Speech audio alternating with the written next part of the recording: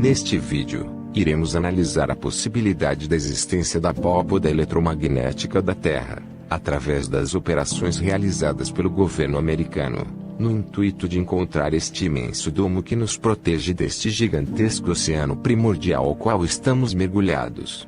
As imagens que vocês irão assistir são as verdadeiras imagens desta operação. O governo americano realizou uma série de operações após a Segunda Guerra Mundial, para tentar encontrar este campo eletromagnético, esta abóbada. A primeira expedição americana na Antártida foi a Operação Raí Jump em 1946. Esta operação que foi a maior força expedicionária até o dia em que os Estados Unidos a realizaram na Antártica. Ela teve uma duração estimada de cerca de 6 a 8 meses, porém em 8 semanas a operação foi cancelada por razões desconhecidas, e o almirante Byrd, que havia estado no comando desta operação, a cancelou por motivos desconhecidos. O almirante Byrd já havia realizado outras expedições na Antártica antes, portanto ele sabia que havia algo ali que precisava ser investigado. Por isso que tantas forças militares se deslocaram para lá, e além disso, investiram em um orçamento ilimitado e provavelmente encontraram a cúpula que se estende do céu ao solo da Antártica que circunda a Terra. Após a Operação High Jump, que significa salto alto, houve mais expedições na Antártica pelo governo americano, como a Operação Deep Freeze.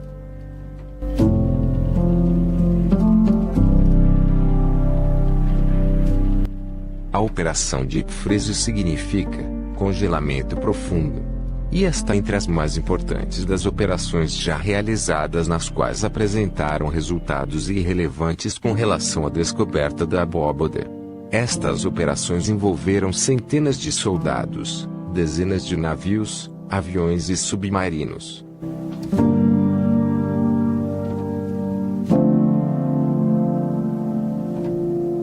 A Operação Deep Freeze encerrou-se em 1956.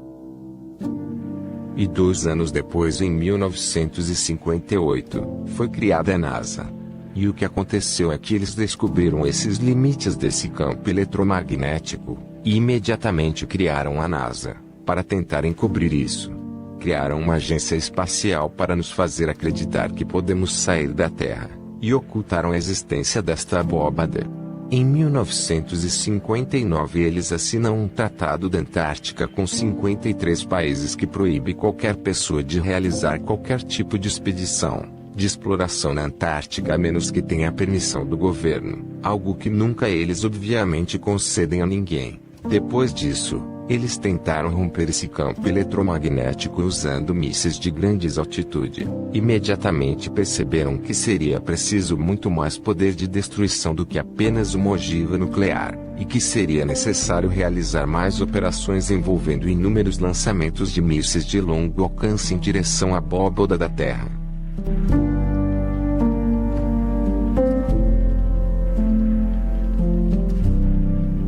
Em 1962, realizou-se outra operação, que foi a Operação Dominique. A palavra Dominique significa que pertence a Deus. Isso é muito importante, e eu explicarei o porquê. A Operação Dominique foi uma série de testes com explosões nucleares, desta vez usando muito mais potência, com inúmeros mísseis disparados ao mesmo tempo, cada um deles preenchido com cargas triplas de urânio, altamente destrutivo.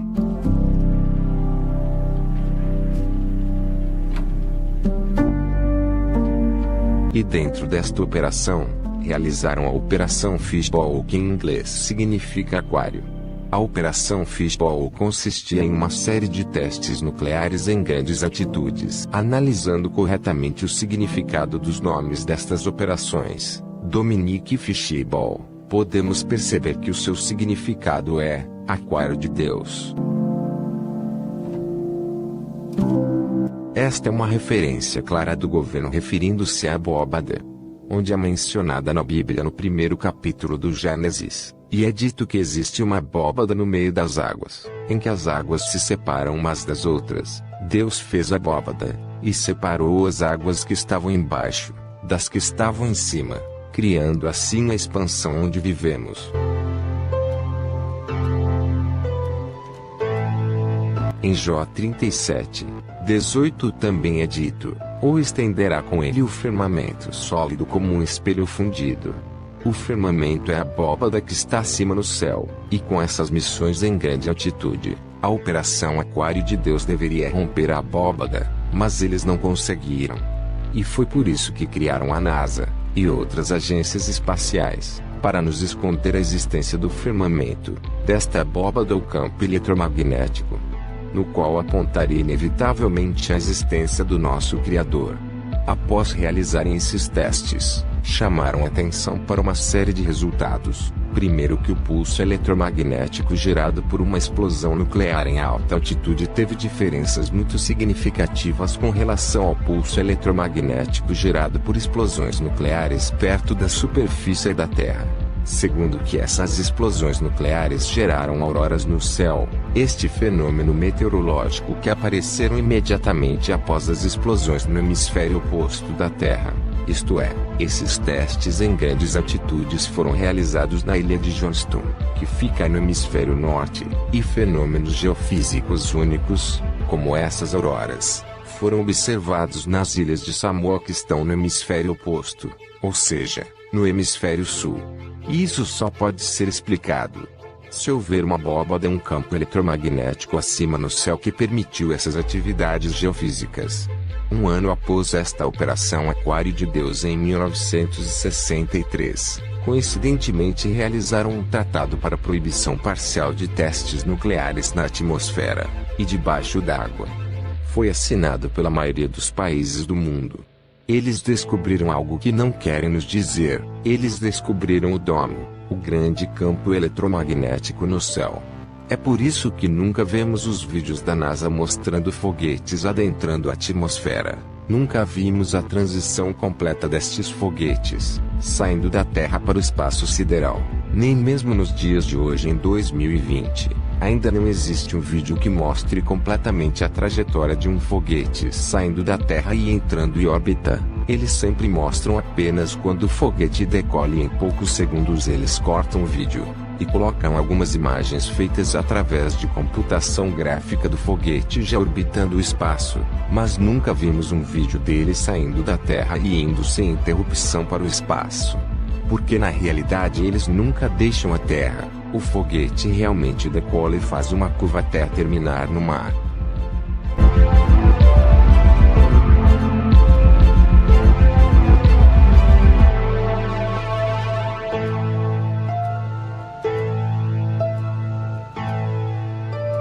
Veja que pelo ângulo da curva na trajetória deste ônibus espacial, podemos ter a certeza que o ponto de aterrissagem dele será no oceano. O mesmo lugar que é depositado o dinheiro do financiamento espacial da NASA e outras agências espaciais fraudulentas.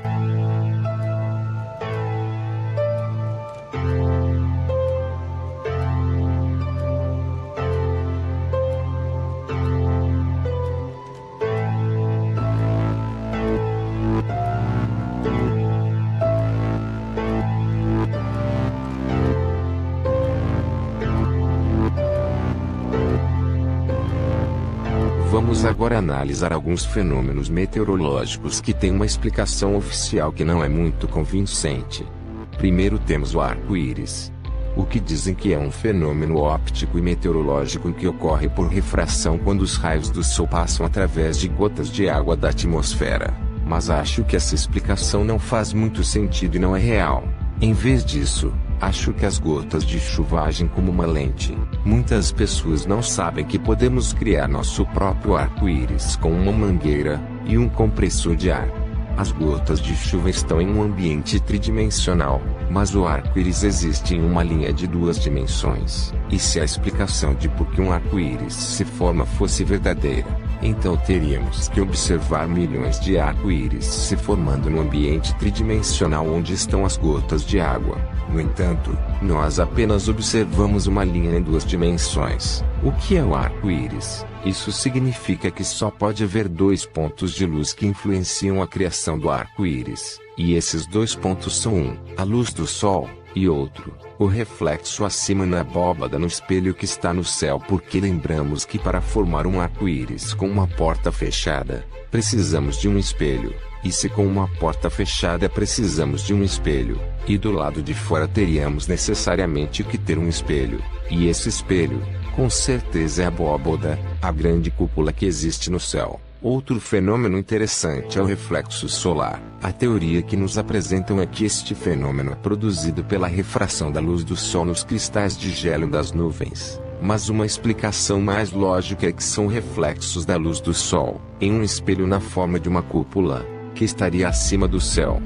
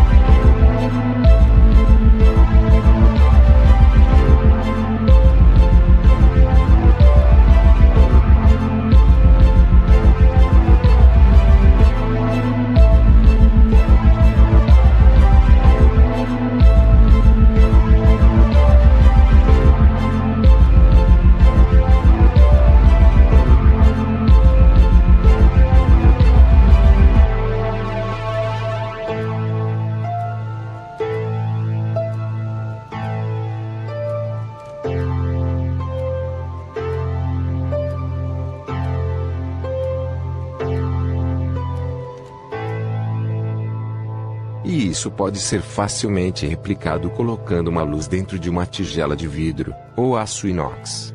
Então veremos que o resultado é bastante semelhante ao que vemos, quando um halo solar é formado. Vemos os reflexos da fonte de luz que neste caso é o Sol, na cúpula de vidro, seria a cúpula do campo eletromagnético cristalizado que existe no céu. A verdade é que tudo isso é fascinante. E espero que juntos poderemos descobrir a verdade que eles escondem de nós.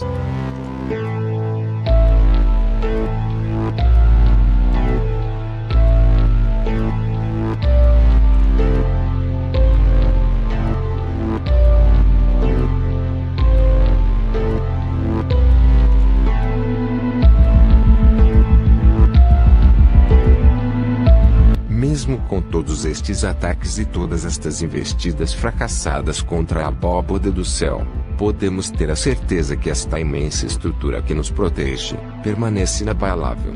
E só será alterada quando nosso Criador permitir.